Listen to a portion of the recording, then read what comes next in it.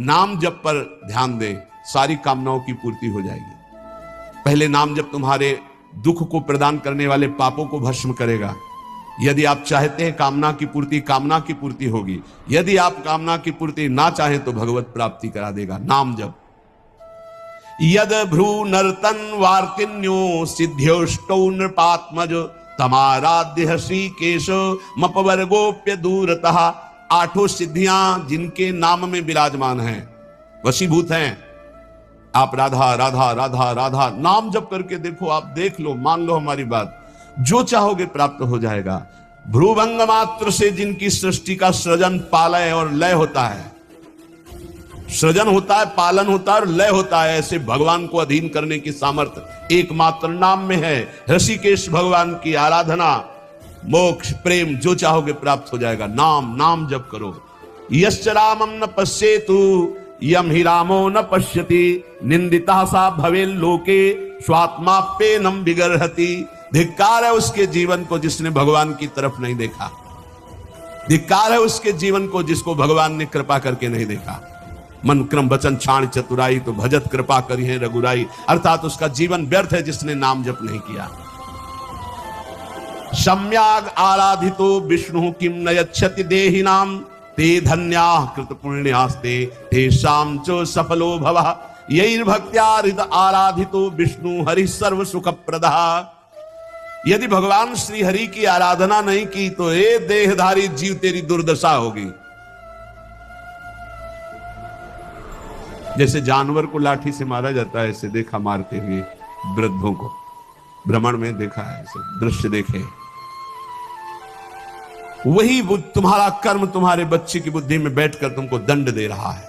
तुमने हरि का भजन नहीं किया ना, पूरा जीवन व्यर्थ किया ना, पापाचरण किए उसी बेटे के लिए, उसी परिवार के लिए, वही तुम्हें कष्ट देगा। मान लो ये शास्त्र आज्ञा हो रही। जिसने भगवान श्री हरि की आराधना नहीं की, मंदोदरी छाती ऐसे रावण की पीठ के कह रही, रामो विमुख असहाल तुम्हारा रहा न को कुल रोव निहारा। भगवान से विमुख होने पर तुम्हारा ऐसा हाल हो गया। देखो भगवान का आराधना का स्वरूप देखो। विभीषण जी अपमानित किए जा रहे हैं दरबार में, और भगवान के शरण में जाते हैं तो उसी दरबार के अधिपति, लंकाधिपति बनकर बैठ जाते हैं। जो संपत्ति शिव रावण ही दीन दिए दसमात सोई संपदा विभीषण सकुच दीन रघुनाथ। कैसे कृपालु हमारे प्रभु श्री हरि है। जो देहधारी भगवान का भजन नहीं करता, दुर्गति ही दुर्गति है, पक्का दुर्गति है। सर्वव्यापी श्री हरि की आराधना जिसने किया उसका जीवन धन्य हो गया। इसलिए मान लो जीवन का परम लाभ धन्य करना, जीवन का नाम जप करना है। चाहे जैसी परिस्थिति में, क्या पैसा लगता है, राधा राधा राधा, इसमें कौन सी आपकी बहुत सी बड़ी मेहनत लगती है। राधा राधा राधा नाम जपने में क्या जाता है आपका, सब कुछ प्राप्त हो जाएगा। ध्यान रखना।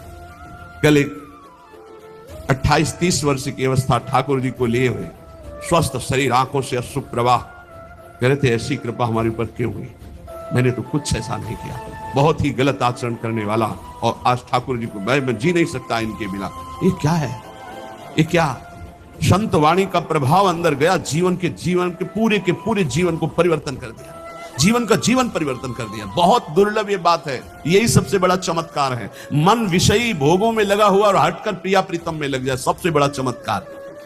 रूप मारोग्य मर्थाश्च भोगाश्चैवानुसंगिकान् ददाति ध्यायतो नित्यम अपवर्ग प्रदो हरि। तुम्हें सुंदर रूप चाहिए, आराधना करो, नाम जप करो, बड़े सुंदर हो जाओगे। देखो सुंदरता किसे कहते हैं, हृदय के आकर्षण को सुंदरता कहते हैं। सबके हृदयों को आकर्षण कर ले उसे सुंदर कहते हैं। जैसे मान लो स्त्री स्वरूप सुंदर है तो पुरुष स्वरूप को आकर्षण कामी पुरुष को कर सकता है, सबके नहीं। या पुरुष स्वरूप बड़ा सुंदर है तो कामिनी के हृदय को आकर्षण कर सकता है। लेकिन भक्त का ऐसा स्वरूप जागृत होता है, स्त्री पुरुष वयो वृद्ध दुष्ट पुण्यात्मा पापात्मा महात्मा सब आकर्षित होते हैं। क्यों? क्योंकि उसके अंदर दैवी संपदा भागवतिक सद्गुण जागृत हो जाते हैं। इसे सुंदरता कहते हैं।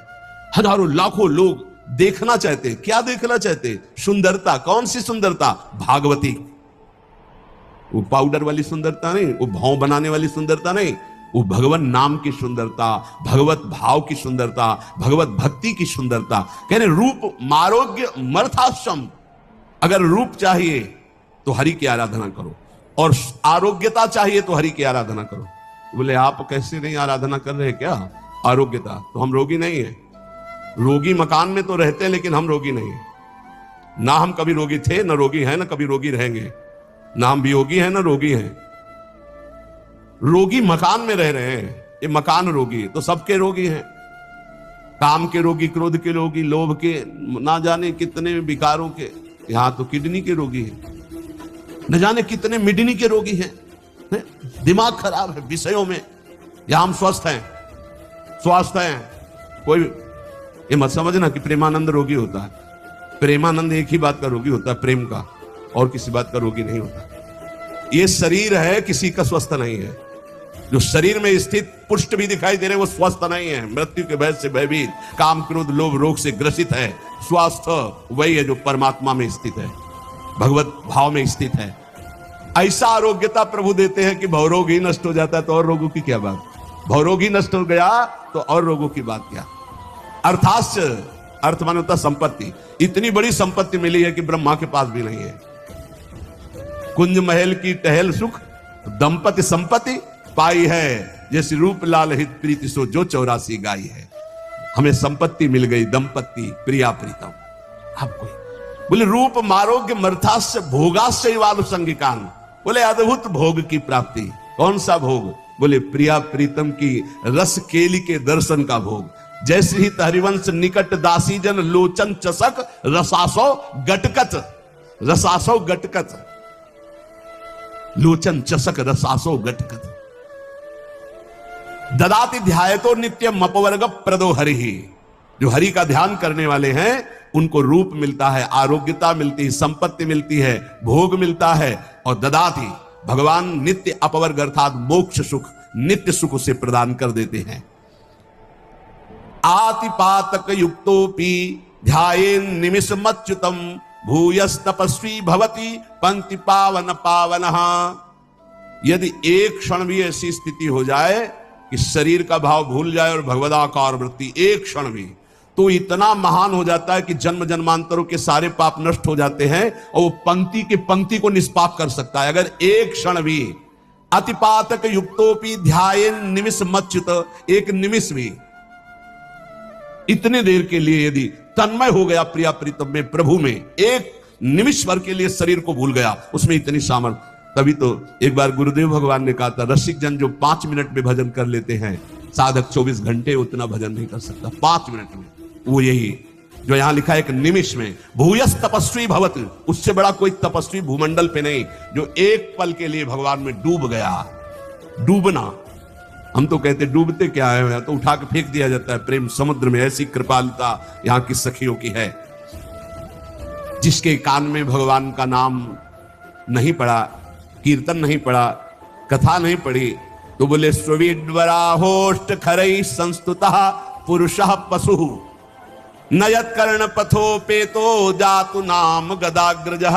जिसके कानों में भगवान नाम नहीं पड़ा, भगवत चर्चा नहीं पड़ी, तो बोले वो नर पशु है। नर पशु मनुष्य रूप में पशु है, वो कुत्ता है, वो विष्ठाभोजी सुअर है, वो ऊंट है, वो गधा है।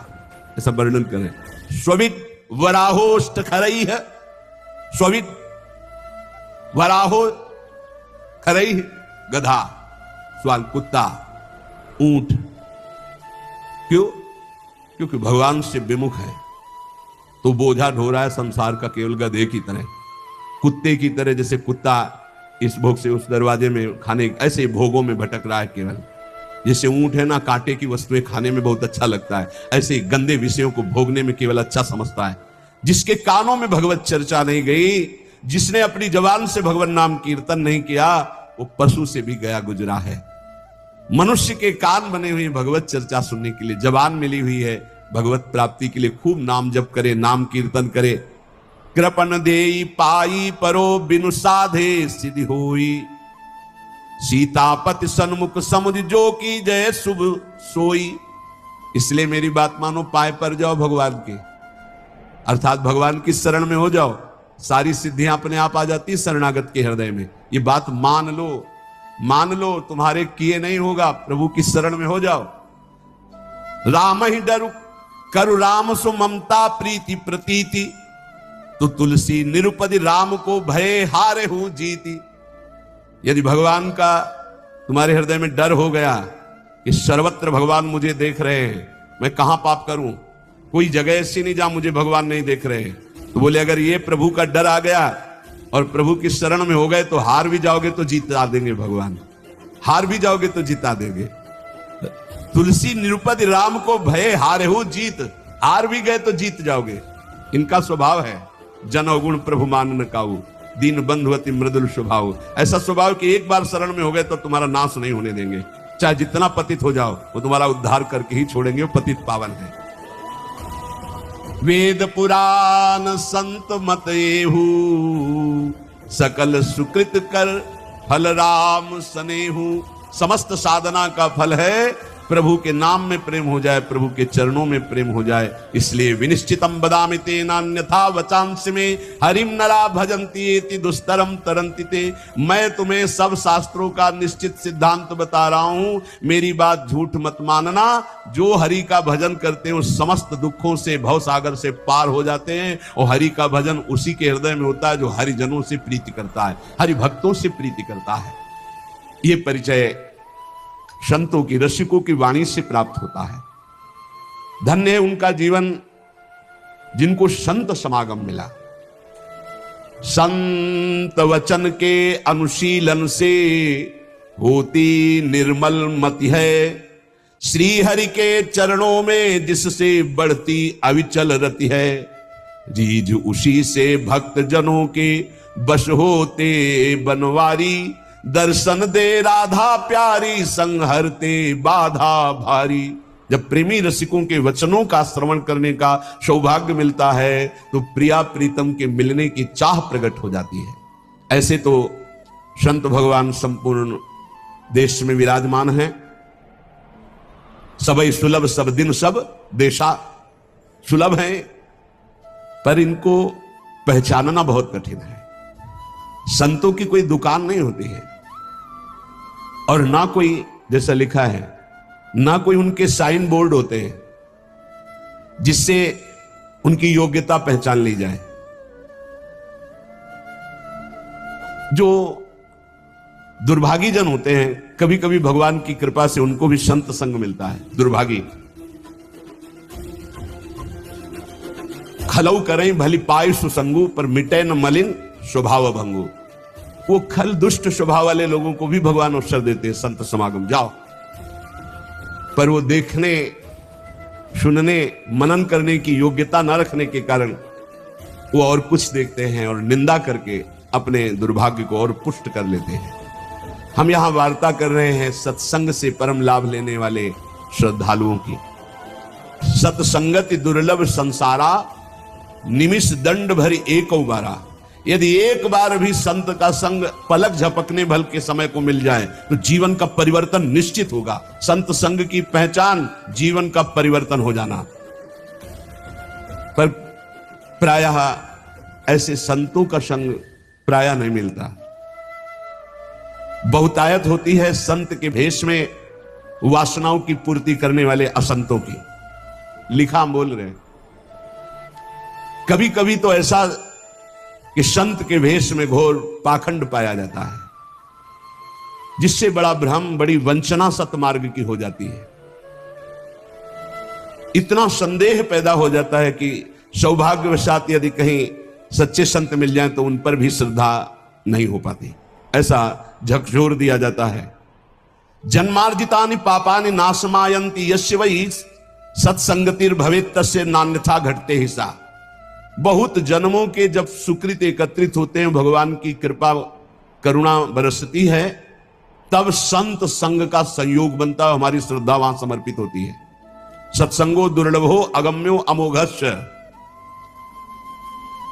अगर एक बार विशुद्ध संत मिल जाए, पर मिलते भगवत कृपा से हैं, तो सच्ची कहते हैं उसका सारा काम बन जाएगा। सच्ची बात है, दोबारा फिर लिखा, सच्ची बात है, उस संत की प्राप्ति का मतलब है भगवत प्राप्ति। उस संत के संग का मतलब है भगवत साक्षात्कार। सच्चे संत का मतलब यह है कि तुम्हारा संसार का चक्र नष्ट हो जाएगा।